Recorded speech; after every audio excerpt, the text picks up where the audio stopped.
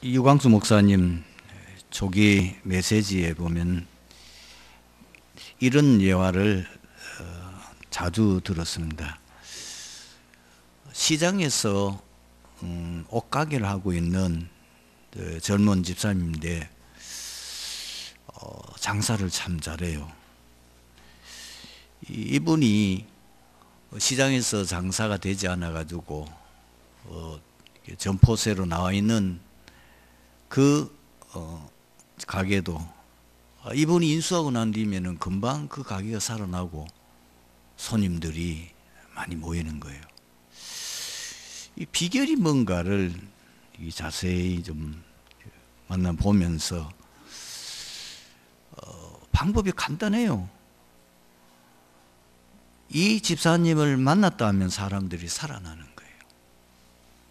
그러니까 사람을 살려버리니까 고객들이 자꾸 늘을 수밖에 없고, 그래서 가끔 이제 이 집사님이 가게를 운영하는 데 가보면은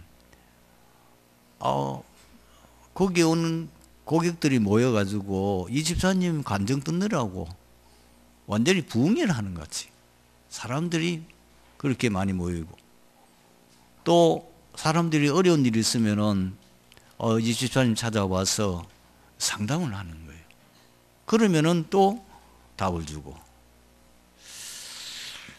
여러분, 세상살이 가운데에 많은 분들이 성공이 어렵다, 그리고 인생 사는 것이 힘들다,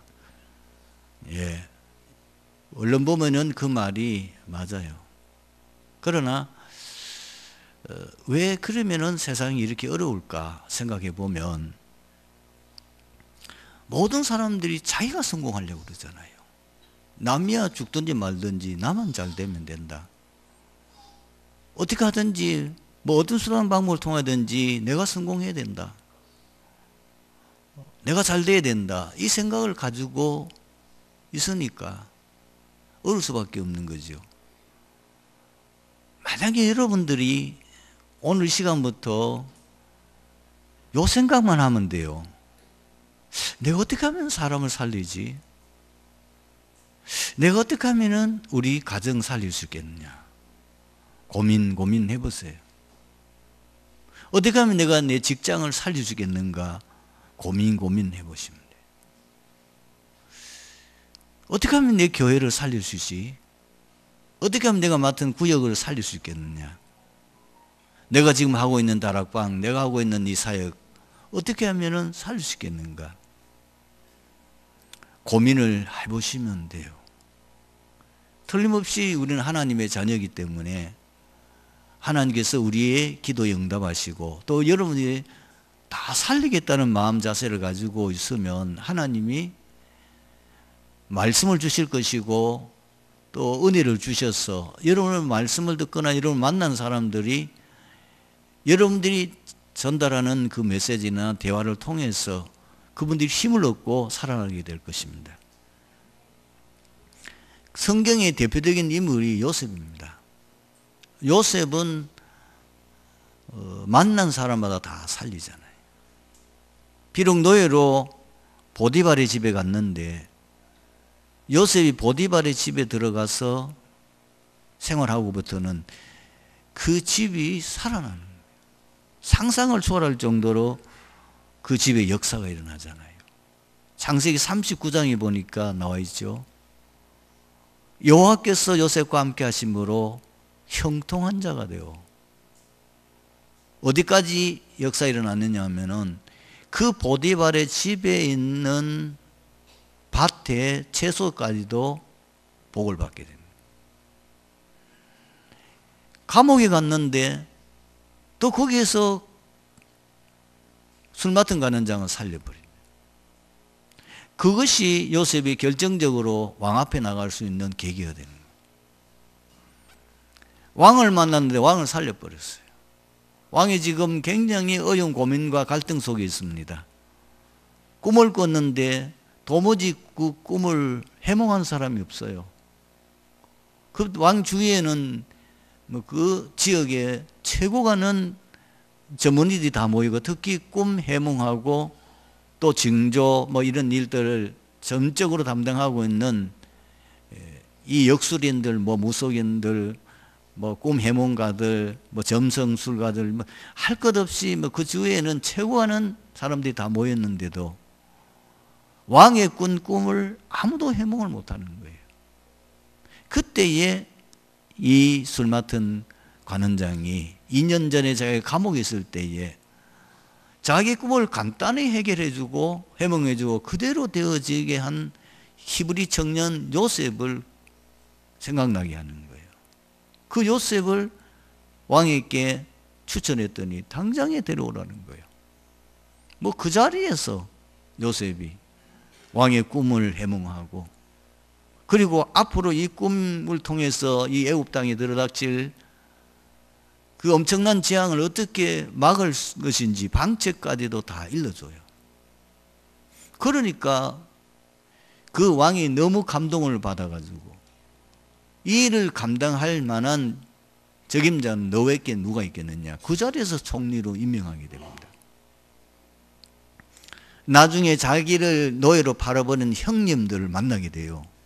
이 기근이 들어가지고 가나안 땅에 도저히 살기가 어려우니까 이 애굽 땅에 양식이 풍족하다는 것 알고 그 양식 사러 옵니다. 그런데 요셉이 어디 갑니까? 창세기 45장 5절에서 8절을 보면은 그 형님들을 다 살려버려요.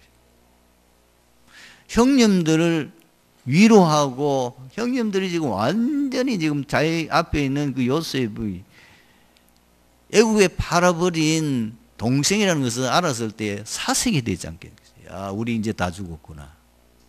그런데 그 요셉이 형님들을 위로해요. 걱정하지 마세요. 그러면서 나를 이리로 보낸 자는 하나님이십니다. 그리고 왜 나를 이리로 보냈는지 그 하나님의 계획까지도 말합니다.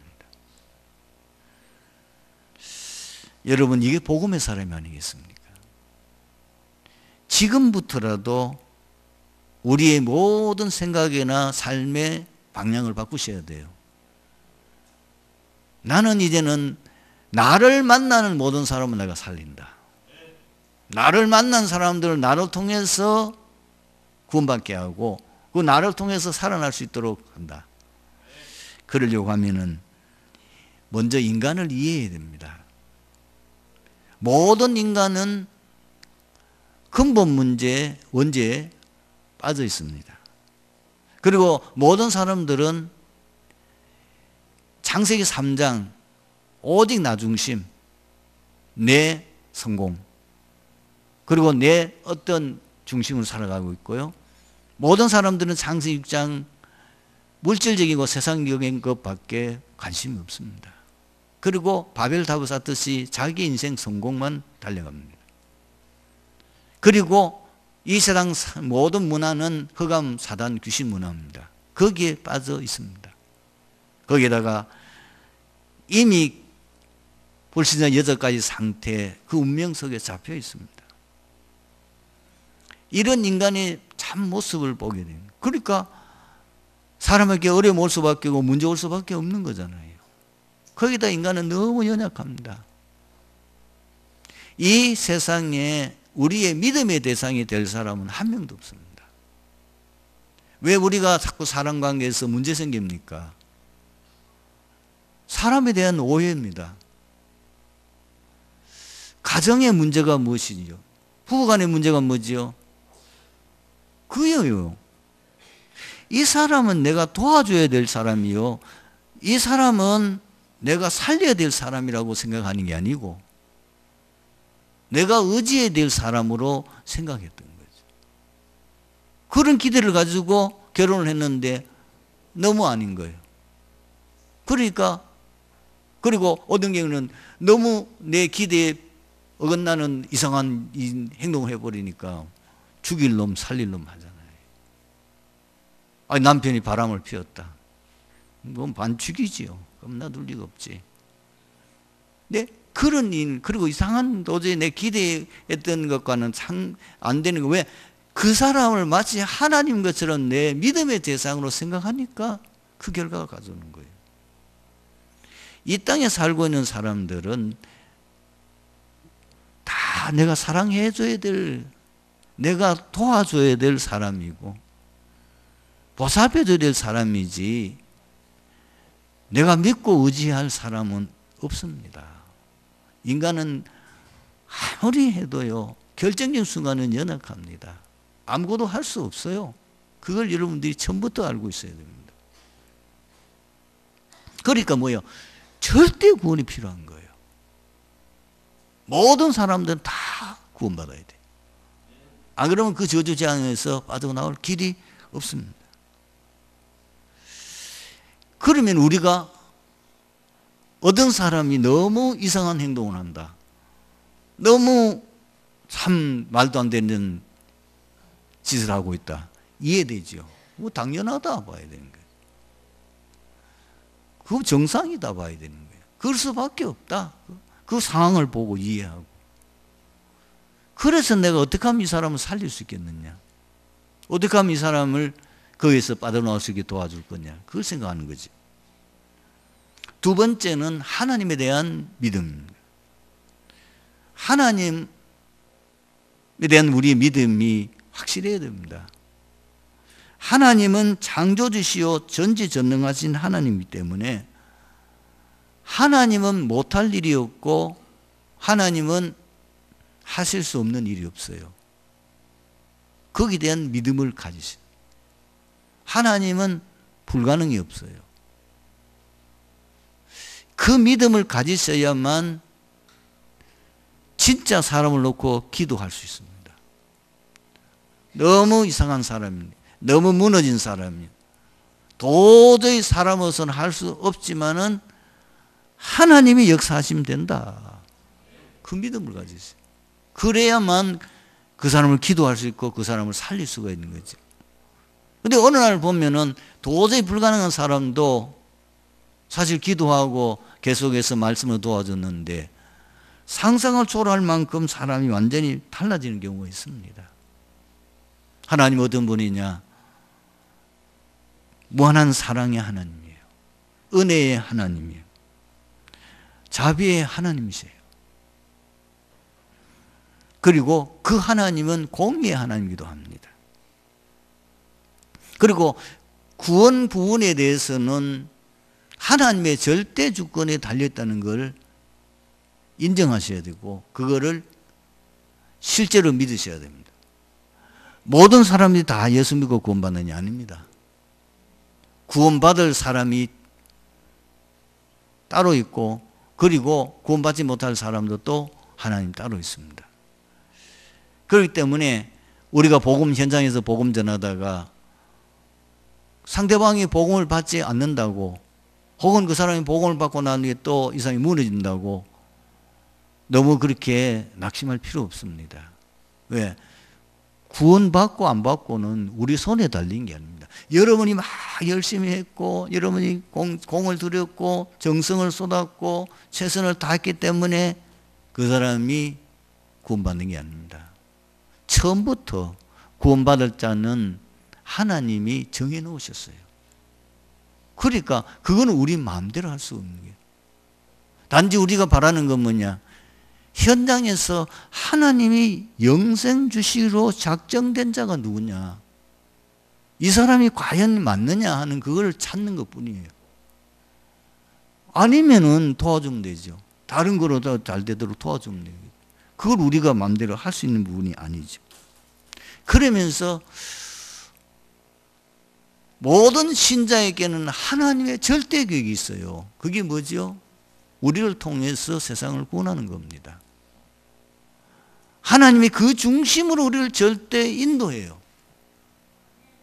여러분들이 일어나는 모든 사건, 일, 문제, 위기 항상 이걸 생각하세요. 하나님의 절대 계획. 하나님께서 나를 통해서 복음 전하는 이 세계 복음화, 이것이 하나님 내게 주신 절대 계획이고 그 계획 따라서 모든 일을 하나님이 절대적으로 인도하고 계신다. 그것만 생각하시고 인도받으면 돼요. 그렇다면은 사람을 만났다 하면 일단 뭐죠? 하나님의 계획이 있잖아요. 무조건 복음 전해야 되는 거예요. 복음을 받아들인다 안 받아들인다. 왜? 모든 사람이 다 복음 들어야 되니까.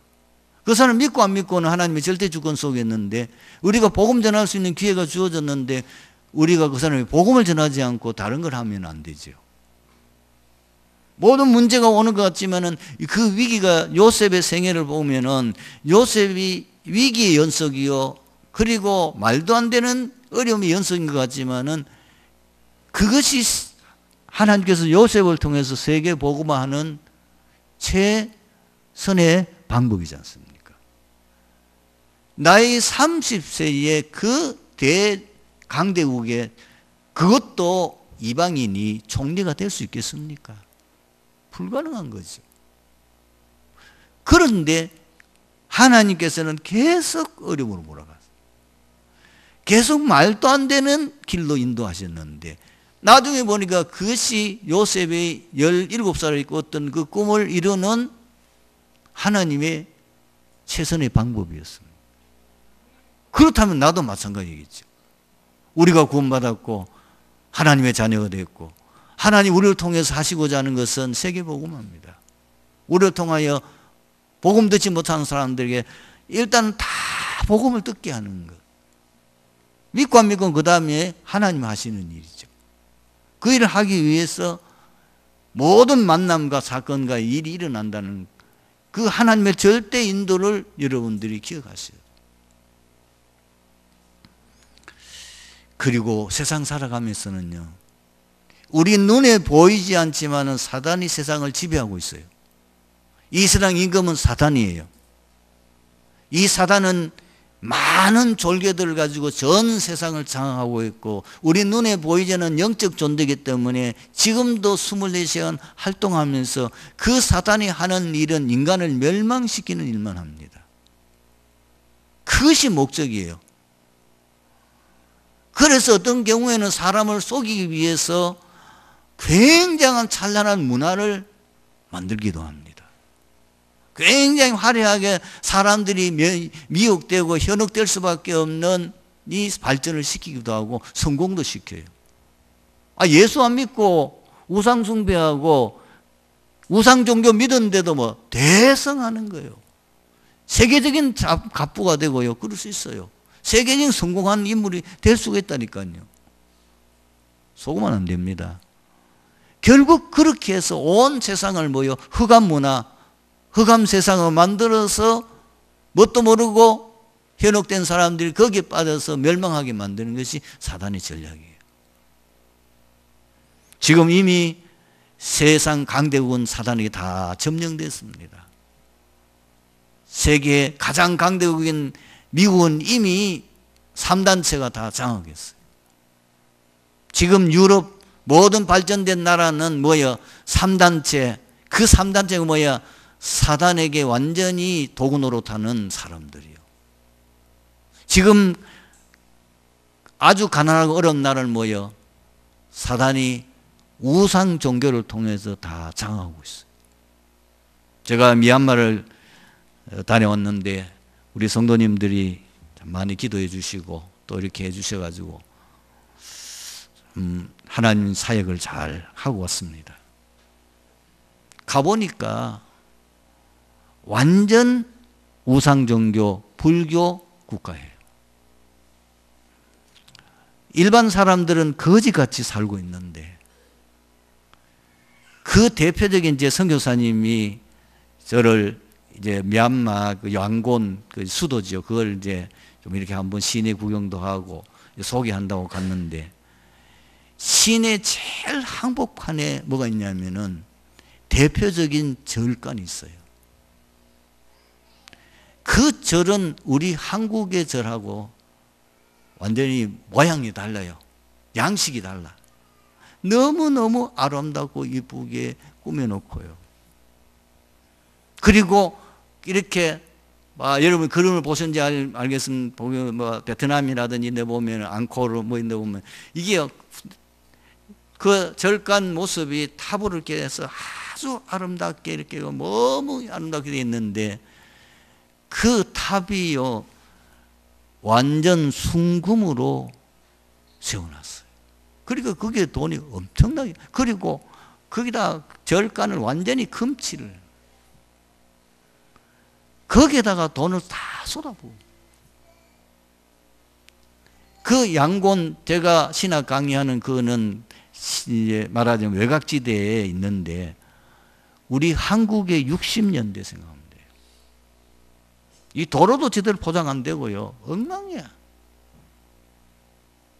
뭐 시내는 조금 그래도 뭐 지금 현대식 건물이라든지 좀 도로가 있지만은, 자, 여러분 미얀마 수도인 양곤이 그렇다고 하면은 지방은 어떻겠습니까? 완전히 귀신 문화, 귀신 종교에 사로잡혀서 100% 사람들은 저주 재앙 속에 있는 거예요. 사람들은 귀신이 들려놓으니까 무능 그 자체예요. 제가 호텔에 묵고 있는데요, 서비스가 뭐 말을 못해요. 밥을 갖고 오는데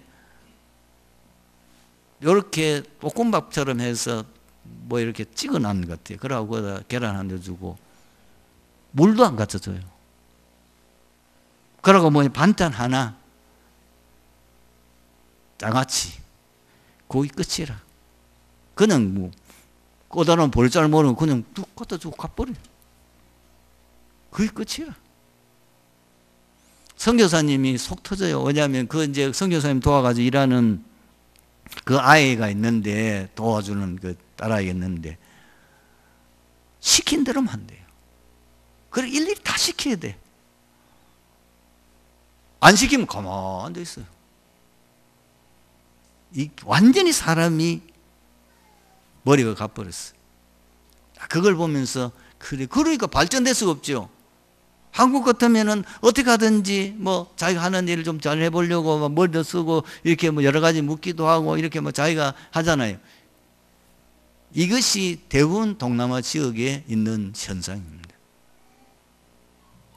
그래서 우리는 이 사실을 알고 항상 복음, 계속 선택을 해야 돼요. 기도, 전도. 내 삶에는 언제든지 복음, 기도, 전도. 그리고 이 세상은 전혀 사단이 장악되어 있고 사단이 인도하기 때문에 어떻게 하면 내가 하나님 인도받을 수 있냐, 그거 선택해야 돼요. 말씀과 하나님 중심과 교회 중심. 그리고 사단은 지금 24시간 활동하고 있어요. 모든 사람들 다 장악하고 있어요. 그래서 많은 걸 주는 것 같고 굉장한 것을 해놓고 하지만 결국은 광명의 청사의 모습으로 결정적으로는 인간을 예수 못 믿게 만드는 거예요.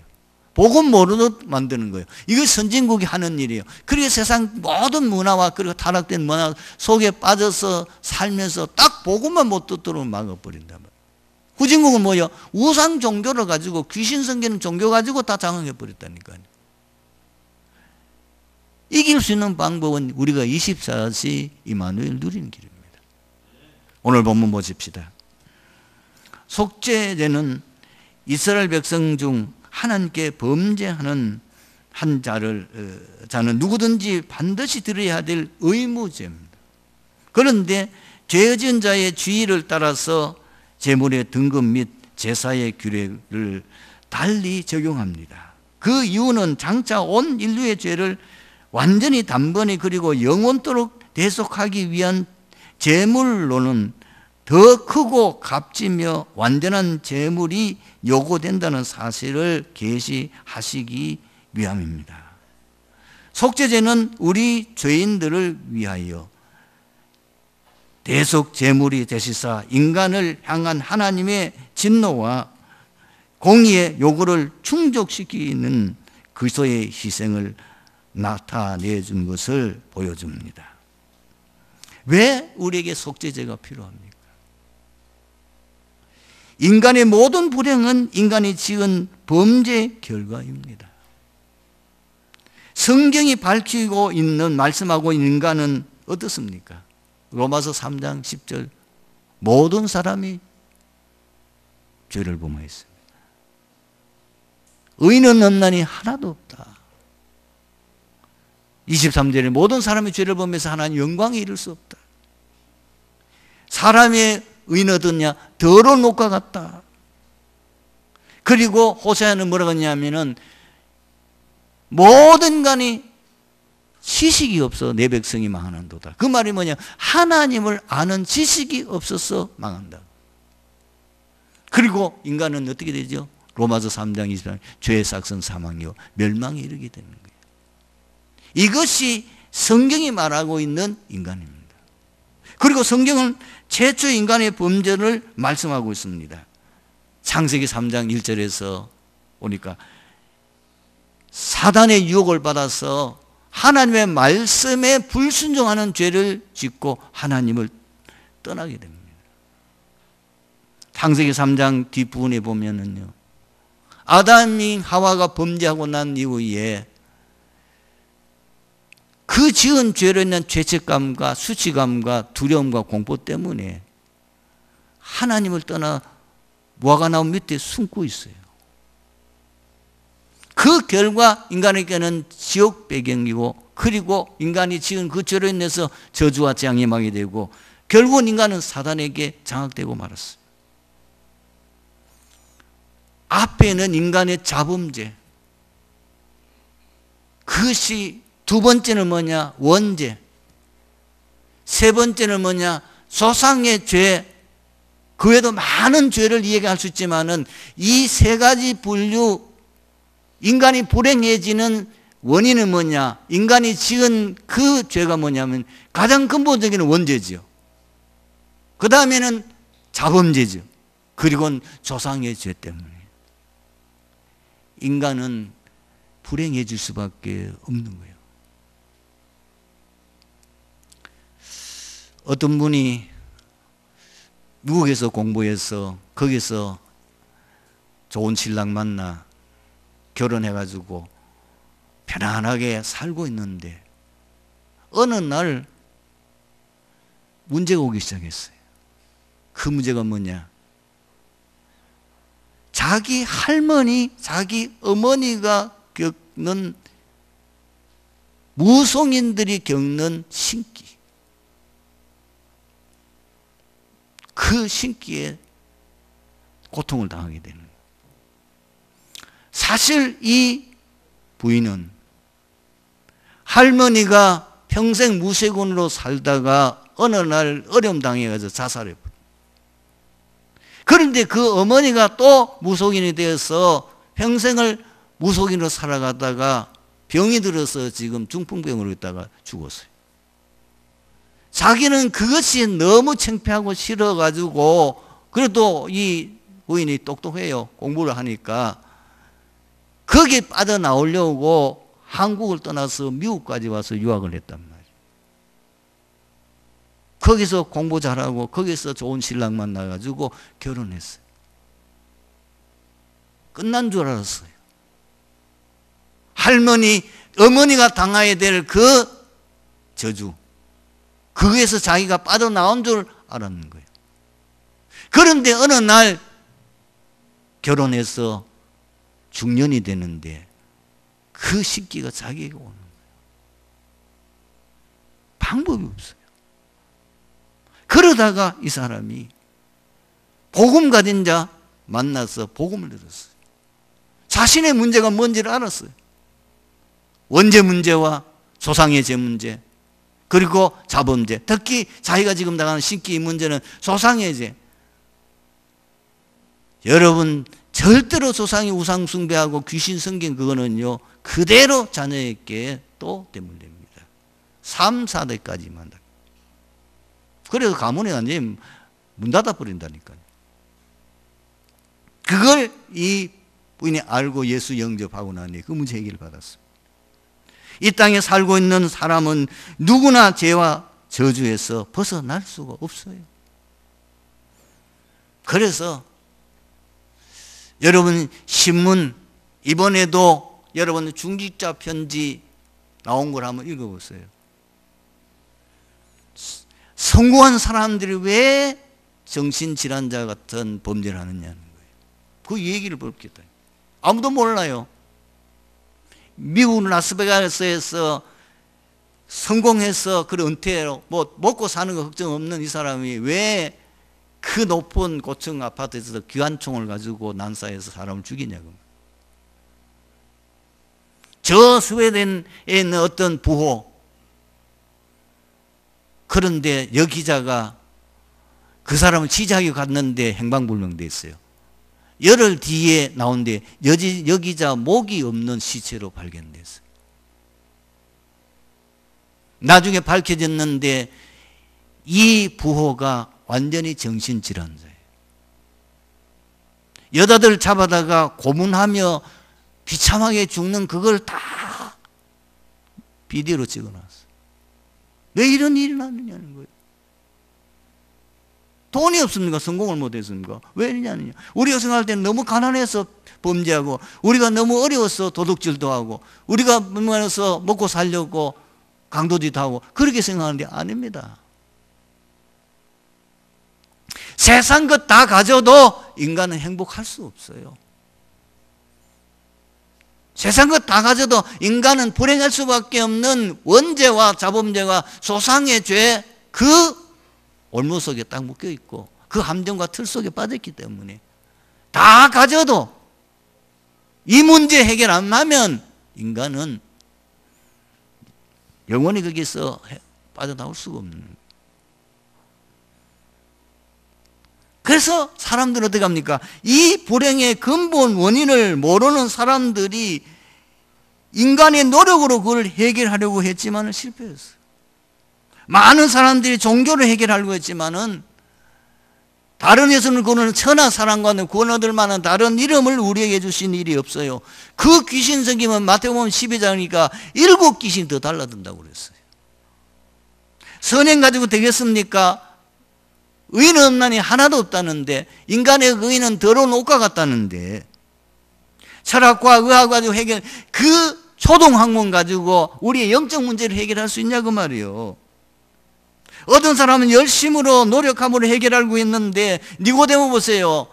얼마나 답답했으면은 관원이고 바리새인이고 모든 사람들이 존경받는 사람인데 복음 모르는 상태에서 예수님을 밤에 찾아오는데 예수님이 뭐라고 그러냐, 네가 거듭나야만 그 문제 해결된다, 그 얘기 있다니까요. 못 알아들어요 그 말을.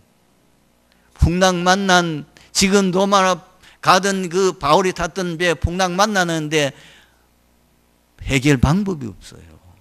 그렇죠?